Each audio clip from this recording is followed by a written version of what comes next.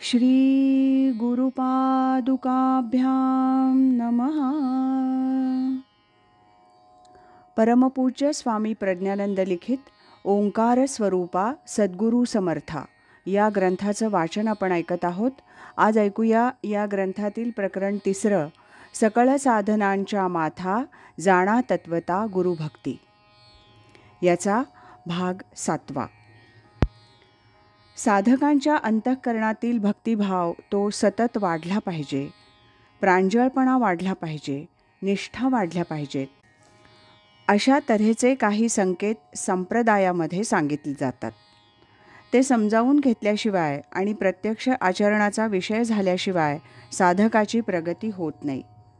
एवढाच आजचा थोडासा मुक्त चिंतनाचा विचार तो पहिल्यांदा तुमच्यासमोर मांडतो. ज्या अभंगाचं मला चिंतन करायचं आहे तो अभंग स्वामींच्या अभंगगाथेमधलाच आहे. त्याच्या आधी एक गोष्टच सांगतो. काय करावं लागतं आणि काय करू नये याचा मोठा सुंदर उहापोह त्या कथेमध्ये सिद्धचरित्रामध्ये आलेला आहे. महादेवनाथ महाराज, आपण जी परंपरा म्हणतो, रामचंद्र महादेव रामचंद्र विश्वनाथ गणेश स्वरूपानंद, त्या परंपरेतले महादेवनाथ महाराज, त्यांच्या संदर्भातली ही कथा आहे. महादेवनाथ महाराजांना आणि रामचंद्र महाराज बुटींना पंढरपूरच्या गुंडा महाराजांचाच आशीर्वाद लाभला. गुंडा महाराजांनी या शिष्यांना अनुग्रह दिला. त्यांच्या मार्गदर्शनाखाली दोघंही साधना उपासना करत राहिले. त्यातले रामचंद्र महाराज नागपूरकर आणि रामचंद्र महाराज बुटी हे अतिशय गुरुसेवापरायण, कर्तव्यदक्ष, तत्पर, निष्ठावंत साधक. त्यामुळे त्यांची झपाट्याने प्रगती होत गेली. आणि हे जे महादेवनाथ महाराज होते त्यांना सतत पारायणं करावीत, तीर्थयात्रा कराव्यात, वेगवेगळी धर्मक्षेत्र पाहावीत याचा सोस फार. म्हणून गुरुची आज्ञा घेऊन ते काशी, प्रयाग ही सगळी तीर्थयात्रा करण्याकरता गेले. तिथं जाऊन पुन्हा अध्यात्मच करायचं, पण बहिर्मुखता संपलेली नव्हती. या साधूला भेट, त्या साधूला भेट हे चाललेलंच होतं. दरम्यान इकडे गुंडा महाराजांनी देह ठेवला. ही वार्ता त्यांना बऱ्याच दिवसानंतर कळली आणि अतिशय दुःखी कष्टी होऊन हे महादेवनाथ महाराज नागपूरला रामचंद्र महाराज बुटींच्याकडे आले. दोघं भेटल्यानंतर अतिशय आनंद झाला. गुरुबंधू बऱ्याच दिवसांनी भेटले. रामचंद्र महाराज बुटी नित्य ज्ञानेश्वरीचं वाचन करीत असत. प्रत्येक पदावर, प्रत्येक ओवीवर प्रवचन करीत असत. गुरुकृपा झाल्यामुळे आणि ज्ञानेश्वरीच्या नित्य चिंतनामुळं त्यांच्या साऱ्या वृत्ती पार पालटून गेलेल्या होत्या. अनुग्रहापूर्वीचे रामचंद्र महाराज आणि त्यानंतरचे आत्ताचे महाराज यात जमीन अस्मानचा फरक पडलेला होता. त्यांनी प्रपंचातून संपूर्ण लक्ष काढूनच घेतलेलं होतं आणि परब्रह्मस्वरूप होऊनच ते त्यांच्या राजवाड्यामध्ये वावरत होते. मोठे सरकार होते ते, राजवाडा होता त्यांचा आणि अजूनही आहे, बघण्यासारखा आहे नागपूरला जाऊन. ज्याला नित्य सुख म्हणतात त्या नित्य सुखाची भरपूर लूट चिंतन मननामध्ये ते करीत राहिलेले होते. महादेवनाथ महाराज आले तिथं आणि आपल्या या गुरुबंधूची ही प्रगती पाहिल्यानंतर आश्चर्यचकित झाले. आणि ते रामचंद्र महाराजांना प्रश्न विचारत आहेत की तुम्हाला आणि मला एकदाच अनुग्रह झाला, एकाच वेळेला झाला, एकाच वर्षी झाला, पण तुम्हाला एवढी उच्च अवस्था प्राप्त झाली आणि आम्ही असे का वणवण भटकतो आहोत. सिद्धचरित्रकारांनी मोठं मार्मिक वर्णन केलंय.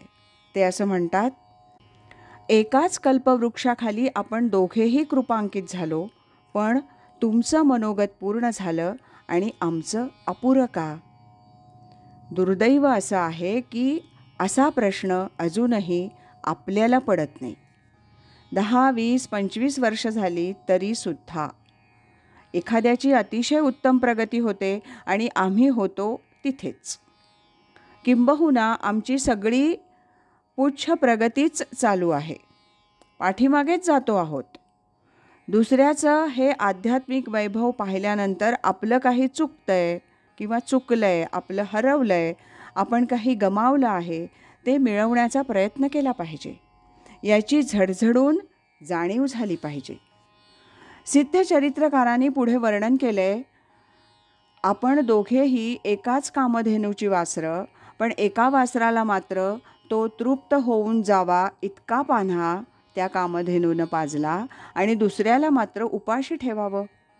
अशी अवस्था काय म्हणून झाली बरं? एकाच सद्गुरूचे आपण दोघे शिष्य, एक कृतार्थ, दुसरा अतृप्त. अशा तऱ्हेची अवस्था का? याचं उत्तर तुम्ही मला द्या. म्हणून रामचंद्र महाराजांना त्यांनी साकडं घातलं.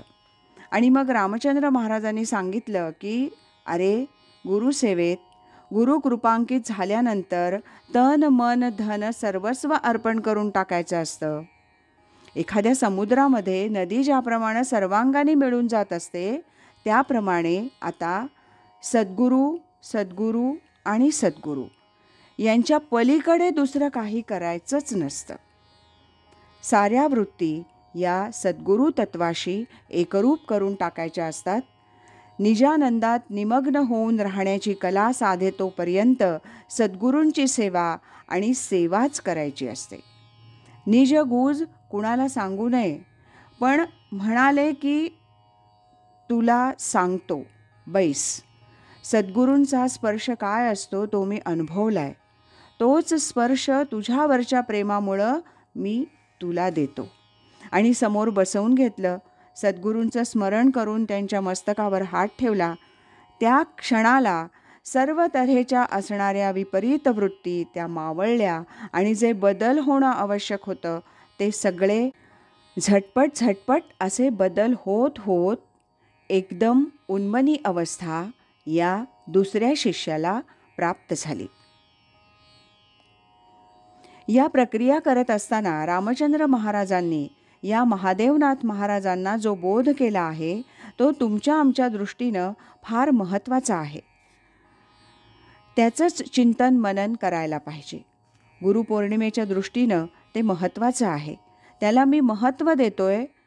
ते म्हणाले, तरी आता जाण बापा, येथ एक गुरुकृपा, त्या वाचूनी दुजा सोपा, मार्गची नाही. अशी अवस्था प्राप्त व्हावी असं जर वाटत असेल ना, एकच एक मार्ग आहे, गुरुकृपा सांभाळणं. गुरुकृपा सांभाळणं ही सर्वात मोठी साधना आहे. तुम्ही ध्यान किती करता, जप किती करता, योग किती करता आणि याग काय करता, याला काडीचंही महत्त्व नाही. गुरूंनी दिलेली कृपा, ती शक्ती, ती किती प्रामाणिकपणानं सांभाळत राहिलेले आहात, याला महत्त्व आहे. मागे एकदा उदाहरण मी दिलेलं होतं की अमृत हे सोन्याच्या पात्रामध्येच साठवता येतं. ते अन्य कुठल्या धातूच्या पात्रामध्ये घातलं तर आपोआप विरून जातं, नाहीसं होऊन जातं. तसं सद्गुरू कृपारूपी अमृत त्यांनी आपल्या हृदयाच्या भांड्यामध्ये ओतलेलं आहे. ते हृदयाचं भांडं सुवर्णासारखं अंतर्बाह्य लखलखीत करण्याचा आपण प्रयत्न केला का? ते जर झालं नसेल तर ती कृपा ओसरून जाते, नाहीशी होऊन जाते, विरून जाते. म्हणून सतत लक्षात ठेवा, कुठल्याही पंथाचा साधक असो, गुरुकृपा श्रेष्ठ, गुरुकृपा श्रेष्ठ आणि माझे सद्गुरू श्रेष्ठ. याच्या पलीकडे अन्य कोणतंही प्रलोभन त्याच्या मनामध्ये असता कामा नये. आज इथेच थांबूया. यानंतरचा भाग आपण नंतर ऐकूया.